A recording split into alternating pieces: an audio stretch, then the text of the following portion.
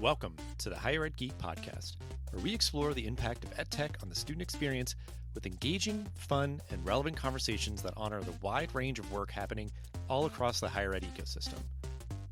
I'm your host, Dustin Ramsdell.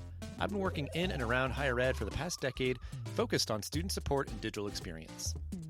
Join me every week for discussions with some of the best minds in education technology who will be bringing you their perspectives on how digital transformation is reshaping the way we recruit, engage, and graduate learners. You'll hear firsthand accounts of how institutional leaders are developing their strategy, as well as get deeper on the stories of how these EdTech tools are being built to foster better student outcomes. With that, let's get to today's episode.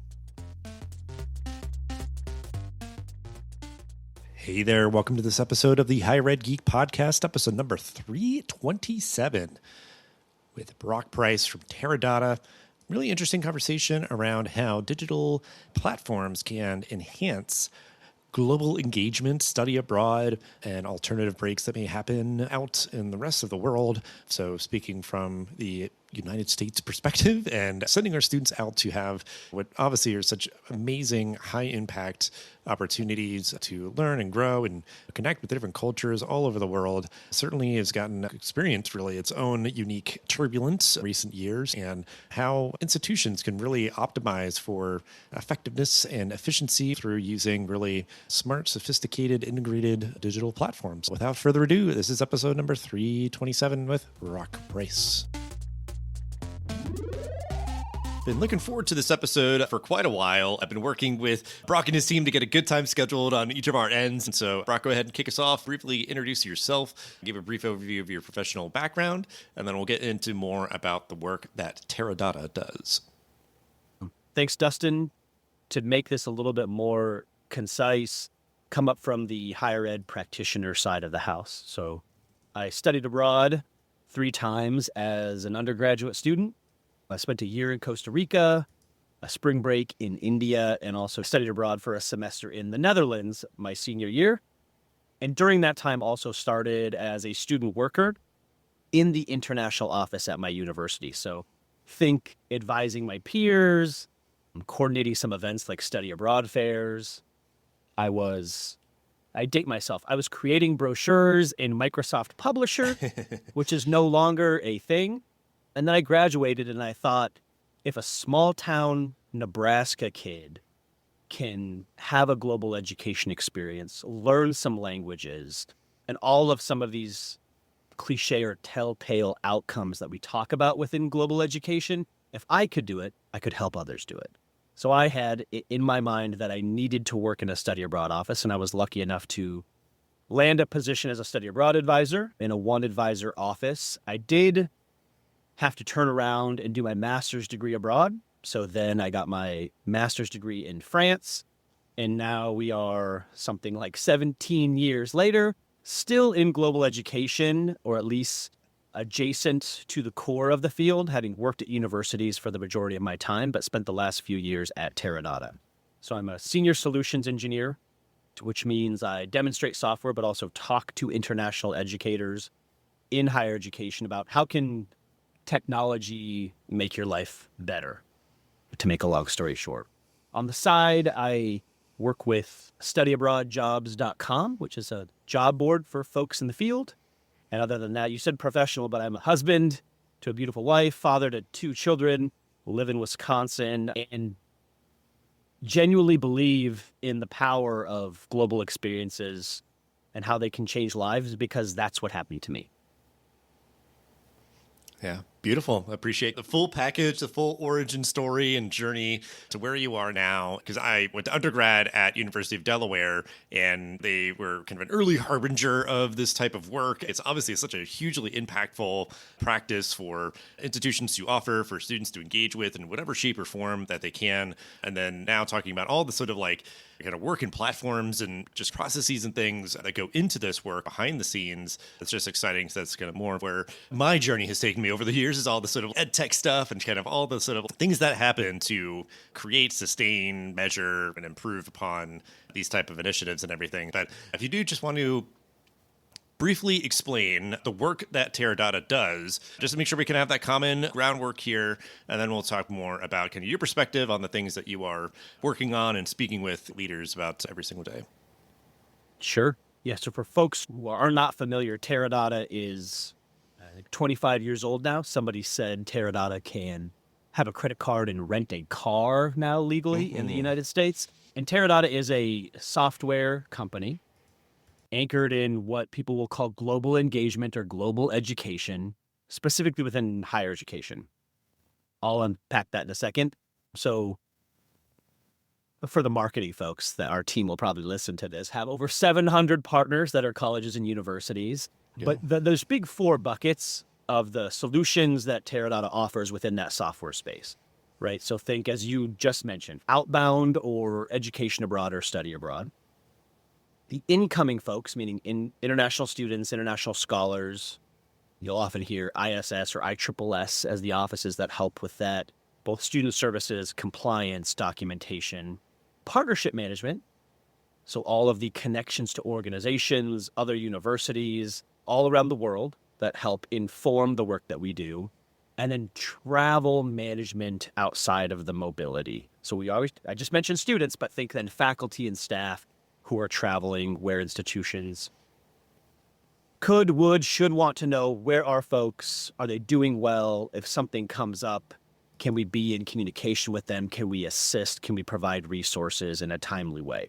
So those are the big four that become the platform of the ecosystem that Teradata offers, namely around just getting away from, again, how I started in the field, working on spreadsheets, PDF forms, homegrown access databases, the idea to digitize and centralize everything that is global engagement or global education under one umbrella. So think automation, efficiency, data and reporting, and then the end user, if you use software terms or ed tech terms, is the student or the traveler more often than not. So a better traveler or student experience is a big end goal as well.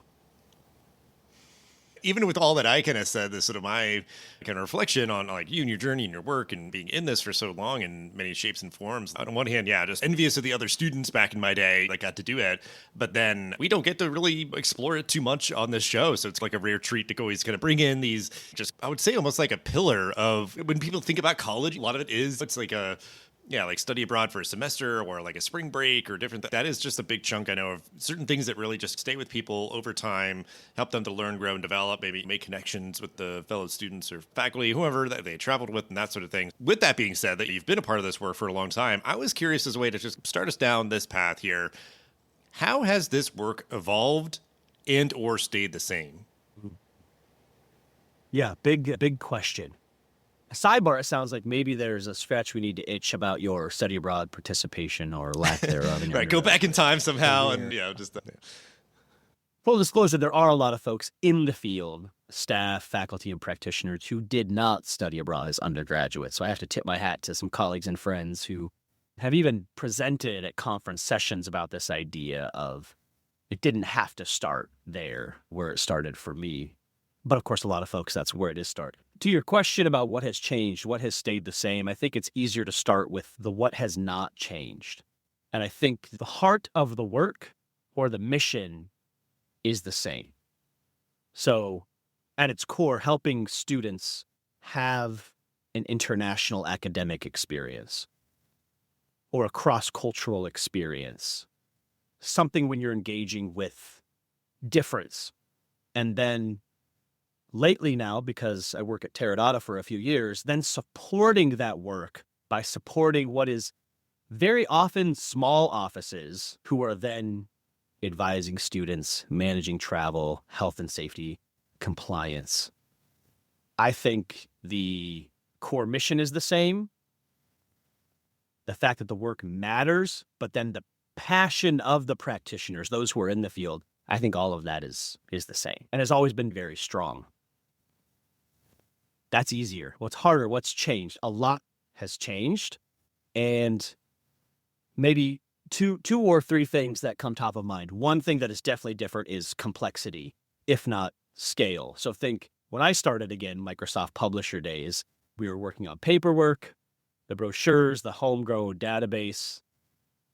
But now I think both expectations and workload are much higher, even with just duty of care, travel risk.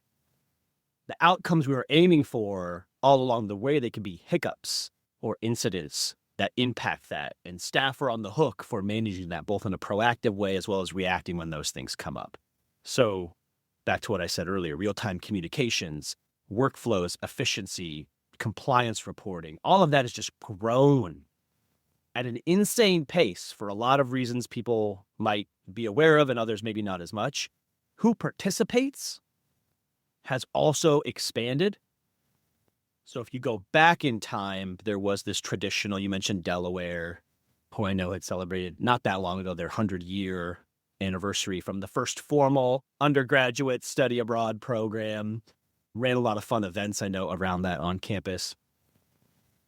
But it's expanded beyond that traditional third year, or what they call that junior year abroad model, to now faculty-led, short-term programs, virtual programming, domestic study away, which I know has been around for a fair bit of time. I think service learning internships also growing and expanding. So the terminology, again, can vary. The naming conventions are different based on your preferences or your experience, but who participates has grown. So that means more folks, more students, more travelers, and sometimes other travelers also just thrown to study abroad or international offices to manage because they know about passports and visas. So I think that scope creep and who participates has changed quite a bit.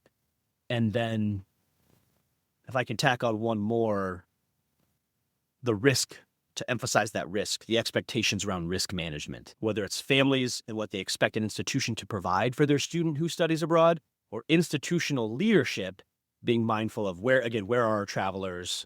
Are they doing well? And when something comes up, can we cover our duty of care, manage the liability in a proactive but also sometimes reactive way?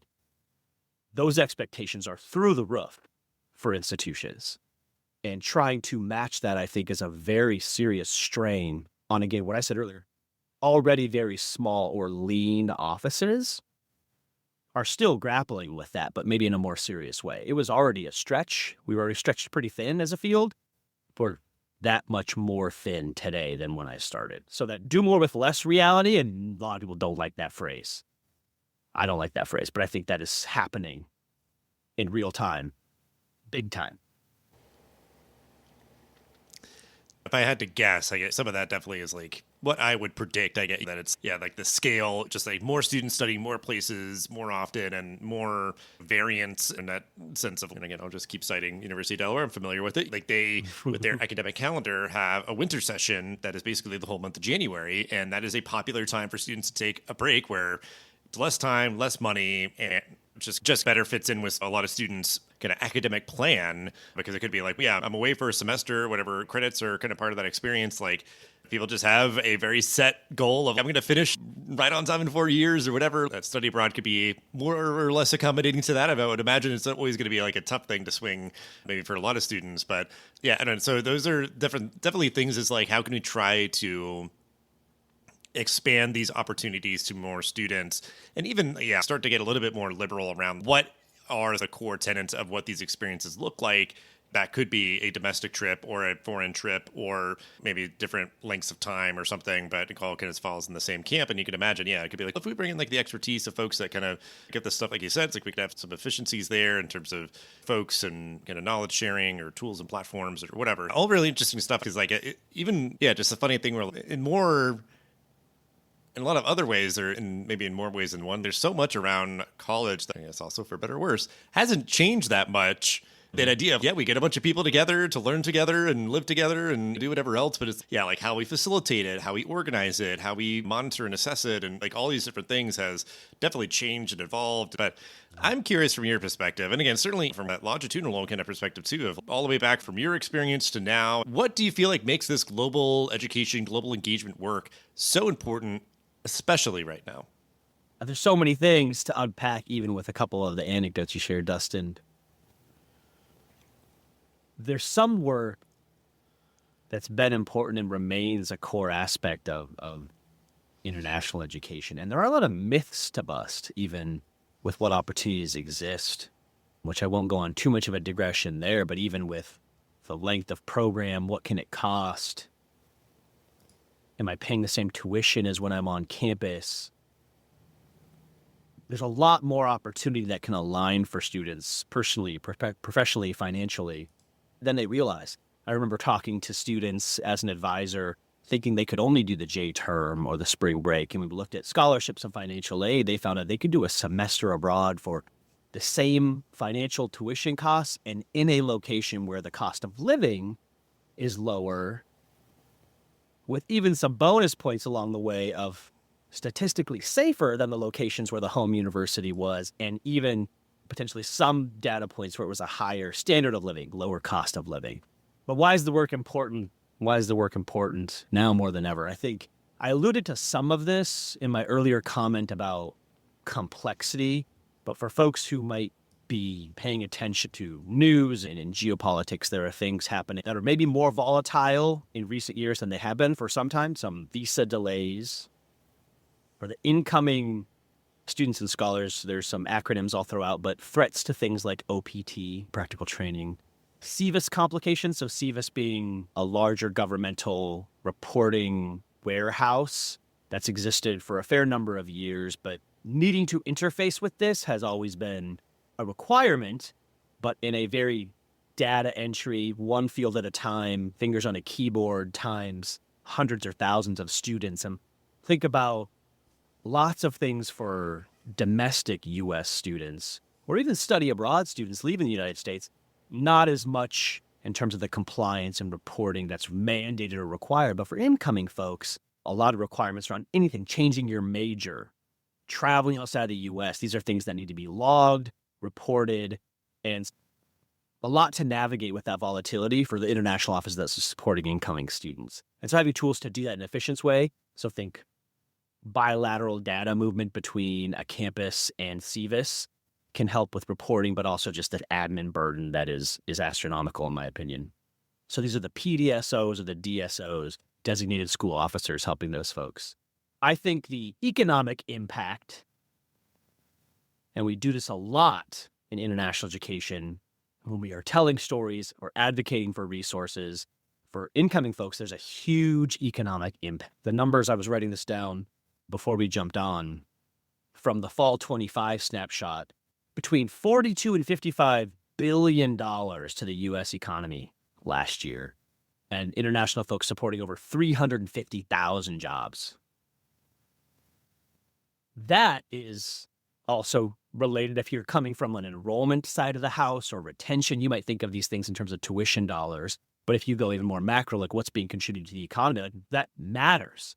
No one is saying there's too much support, too much money, too much enrollment.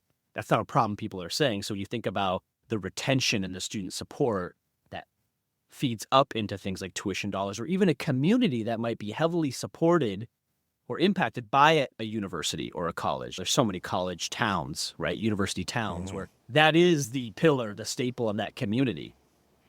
I have a family on the in-law side from Kansas, so I always think of KU, Jayhawks, so maybe a little rock chalk tip of the hat there, but very much a university community based on the total population and how many students are there. So that impact for me is growing, the importance of that. And then I think I could do broad strokes. You said, Dave, not to get existential or philosophical, but I have to for a moment of phrases that might be a little tired of a more connected world exists today than it did before. That is always, I think, moving or ramping up, but maybe in also a more fractured world is not the right phrase, but geopolitical challenges, right? That then can maybe lead to some distrust between even specific countries. Students who are thinking about where they want to go to university might hedge, have backup options based on what's happening in a specific country, because the U.S. has always been a strong draw for international students, but maybe I need a backup option. So maybe now I'm looking at a Germany or a Korea or something like this, right? So whether you're one institution grappling with this or a broader field, it matters because there are headwinds there, but needing people who understand cross-cultural communication, other languages, a culture at its core, right? The big C and the little c, that work matters more now than ever because those challenges are growing. So yes, more connected, but that doesn't necessarily mean more understanding across cultures and across languages. So beefing up, right? Growing participation at the ground level, inbound, outbound. You mentioned even just anecdotal travel, short term, brushing up against things that are different. We're learning about the outside, but then we preach this a lot. International educators, we're then also learning about ourselves. Been asked questions by a peer or a professor or someone in passing on the street. But to respond, I have to interrogate my own beliefs, my own culture, my own upbringing to have an answer to that. So over the years, I've always loved that part of it, where I was talking about go away, go learn about the world. Yes, sure, but also you're learning about who you are, or at least fortifying beliefs that you have held for maybe a very long time, but never really thought of the why, because you might be surrounded by people that look like you, sound like you, talk like you, come from similar upbringing. So that diversity, I think, when we talk about what is the benefit of the experiences, some of it is just that diversity of thought, of language, of food, of culture, of looks, all the different demographic pieces. That gets that the beautiful messiness of bumping up against those things. Okay. Stepping off the soapbox of the philosophical part, that's to put a bow on it. Like, I think you could go on, right, for hours about why it's important. It always has been for some of the reasons I said, but maybe some of those are also growing or increasing in the importance of the word. Yeah. All right, folks, going to hit pause for a second to share some awesome news. If you or your team are looking for practical strategies to crush operational bottlenecks and scale engagement with AI, then Engage Summit 2026 in Charlotte needs to be your destination this June 15th through the 17th. From hands-on sessions to main stage keynotes showing how AI transforms enrollment and retention, the Engage Summit is the place to level up your institution's game in ways you probably didn't even realize are possible. You'll walk away with tools, frameworks, and connections that actually move the needle, and people who will keep pushing you forward long after the conference ends. The good news? Spots are still available. And the even better news? Enrollify listeners can get 50% off their ticket price. Yes, half off. Just head to engage.element451.com and use code Dustin50. That's DUSTIN50. All right, now back to the show. Yeah, I mean, you're like just like riffing on it. Obviously, clearly passionate, knowledgeable about all this stuff. And I think, yeah, I mean, it is pretty comprehensive in the sense of like, why is this work important? It's like doing it this way is certainly going to be very unique. But then I was even sensing too that you were taking like, why is this work? This work being the key kind of phrase there, putting a lot of kind of wrinkles into it. I'll use this as a kind of segue to my next question, because it's even that idea of the work being like helping to organize and facilitate and do all this stuff. It's like, it's complicated. It's hard. There's a lot of variables and yeah, like the risk and the whatever. So it's like having these people who are dedicated to the work, understand all this stuff about why it's so important and want to do it well and do it right and all those sort of things. So it's you all as like the practitioners in this space knowing, yeah, just taking all that into regard, and that makes like the work of the professionals in this space important. And then it's, yes, this cross-cultural connections and all this kind of stuff is just like important for the individual, important for the world, important like on all these other ways and everything. But so then the idea of the work that you and your team are doing, digital platforms helping to maximize the effectiveness and efficiency of this work. We explore primarily on this show digital transformation at institutions, and just the idea that this kind of deeply human work of people going to a new country and interacting with others and all that sort of stuff, like you were mentioning, it's come a long way from spreadsheets and doing things very manually or whatever else. So just talk a little bit more about that, of just how you see digital platforms helping to maximize the effectiveness and efficiency of this work. So the name of the game in my day job right now is exactly the core to your question. And you almost started to answer yourself. That's in like the busy work, people will call it, or maybe admin work could be a better phrase, is a lot. It always has been, sometimes sneakily for folks who are new to the field of international higher education. And you can't not do it. You have to do a lot of the tracking, events, emails, reporting, chasing, compliance. A lot of that exists. And again, if nothing else, it's grown. So I think eliminating what you can with the admin busy work, and we talk about this a lot on my team, don't like the word streamlining, but if I can use a word I don't like, ironing out wrinkles in processes that were either manual, burdensome, inefficient, disorganized, to have software or platforms that can really help you get through those things that may or may not be exciting to the individual. That part is subjective, but a lot of folks, to what you started to say, is a very human experience. And a lot of folks get into this field for that. Much like I said, if I can study abroad, if I can do it. Somehow I got on a plane, dealt with ambiguity, the logistics, figured out what a visa was and how it went in my passport, time zones, phones, SIM cards, all of these logistics. And that's not even getting into the academic planning, like I said, to graduate on time. And a lot of practitioners, staff, and faculty who are supporting student travel, individuals or groups, like burning through, if you can efficiently, with a couple clicks, get through admin work that used to take hours, days, weeks. That's the name of the game, I think, on the Terra Dotta side. We have colleagues who, working with international students, there is a very common required process called registration related to CVIS that you have to do with incoming international students every fall, every semester. And we had a colleague who was lacking. They didn't have a platform. It was very siloed, spreadsheets and manual. They went from 3 weeks of registration for all their international students down to 3 days. Those kind of anecdotes just stick with me forever because, oh my God, so they freed up time.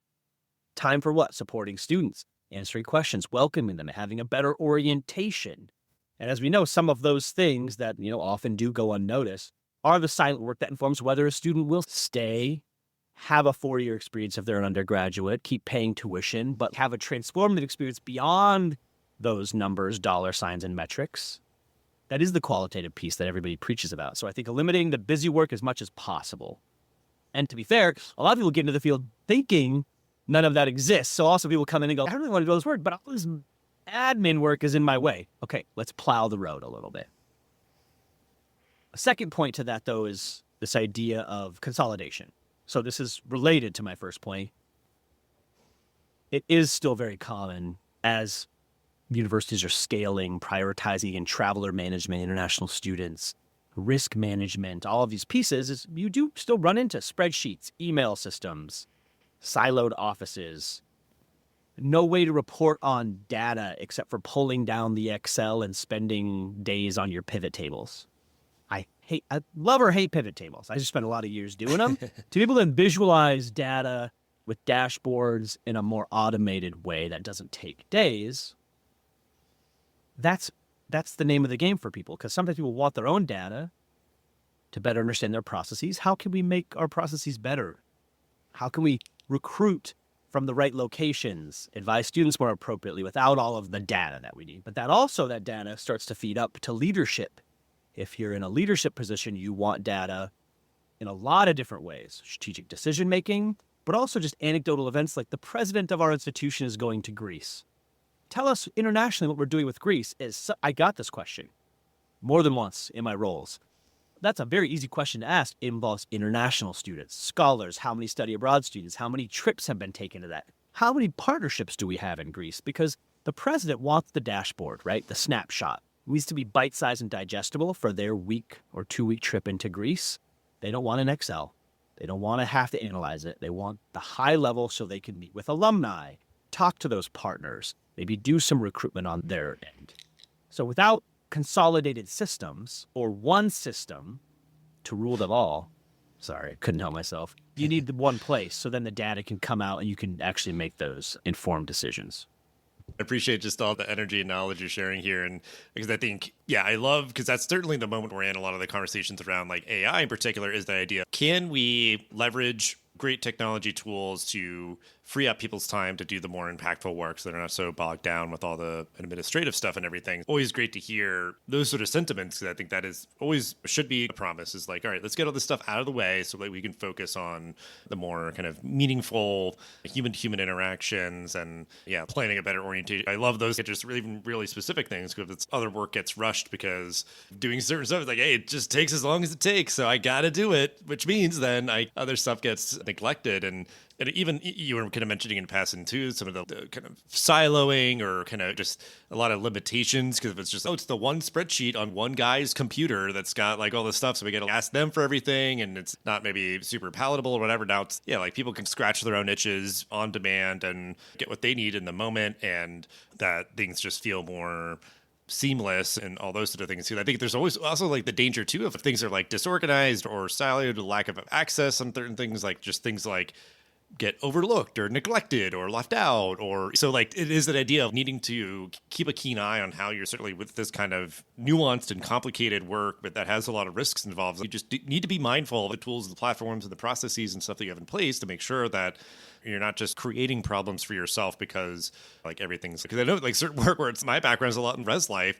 It'd be the idea of nowadays you're probably having as much if not more so risk if you're still using a bunch of like hard keys to get in and out of places kind of thing. Risk of obviously safety, but then like risk of having to like recore the entire building because a key got lost or mixed up or whatever, like that sort of thing. Yeah, just that idea of, okay, we need to just be smarter about this so that, yeah, like our team and our resources and things aren't tied up and things that aren't at the end of the day going to be, like you're saying, impacting the student experience to be more positive so that they are satisfied, persist, and yeah, or just alumni who have a fond memory of their institution and you can really just kind of extrapolate all these things because it does. It all counts. Just that, like you said, like the end user experience of whether it is a platform or just like the processes we put in place as these large institutions. But yeah, I think it's a lot of great stuff. And I think if anything else that's on your mind as we're winding down here, always like to kind of have the final thought, give it to our guests to share advice for other higher ed leaders to wrap up the episode. I have, as I tell everybody who's listening, I have a lot of opinions, so take everything I say with a grain of salt. But if I could try to distill some thoughts down into advice for the field, especially leadership, when it comes to global education, we have to think about this as a campus-wide priority, not just the office in the corner of campus who's helping with some international stuff, because I've started to touch on some of it. It impacts a lot. Enrollment, retention, student outcomes, reputation of the institution, revenue. Like, so we should, in higher education, treat it as such. To make it a priority, I think breaking down those silos, offices that manage study abroad, international students, travel risk, partnerships cannot work in isolation separately from registrar, financial aid, IT. And so I think the institutions that have figured that out to a certain extent or are figuring it out sooner than others are then reaping the benefits in those categories that I just mentioned, seeing increased revenue based on decreased burden. It's funny because you mentioned falling through the cracks. I was not a DSO, so I did not come up on the international student side. I came up on the study abroad side for many years. The DSO and PDSO role, that is the historic PDF requests from international students, that falling through the cracks is not even just a student satisfaction, like things that fall through the cracks based on reporting requirements and the timing by which those requirements need to be reported. A falling through the cracks mean that student might not be able to remain enrolled. So then it's not even just a qualitative question, right? It is an enrollment and retention and tuition question. So empowering these offices by breaking down the silos and let me just say, investing in the people that do the work. I started talking right about how small or lean these offices are, which is an efficiency challenge to overcome. But if we can invest in the people doing the work that is quote unquote international, yes, there are efficiencies to be realized, but then bigger benefits to the institution, even the neighboring areas of all the economic impact I mentioned. So my last invitation is to be connected, to do this and to do it well. Delaware is a wonderful example to bookend it with Delaware, who have done it and reaped those benefits. They are involved. So for university leadership folks to be involved in the NAFSAs, the Forum on Education Abroad, the AIEA, which is very specific for university leadership folks, connecting with other folks at that level to understand what is working, what are the challenges. We can patchwork plagiarize solutions that are already on the market, so to speak, whether it is a software platform that you're looking to validate and bring on board, or just a process or a project. Steal from our friends and colleagues in the field who have already done it well. But you can do that. There are resources to get connected to those folks, no matter where you are in the chain of command. And if you're a leadership, those are places to be. NAFSA, Forum on Education Abroad, AIEA. Connect with those other leaders because they're going to be able to tell you what they've done well if you're looking to repeat their successes. That is a great call to action, great place to end the episode with a little tip of the hat to the University of Delaware, proud Blue Hen here. And yeah, I think just great advice it's just one of the great hallmarks of working. Certainly, I guess I know it from firsthand experience working in higher education.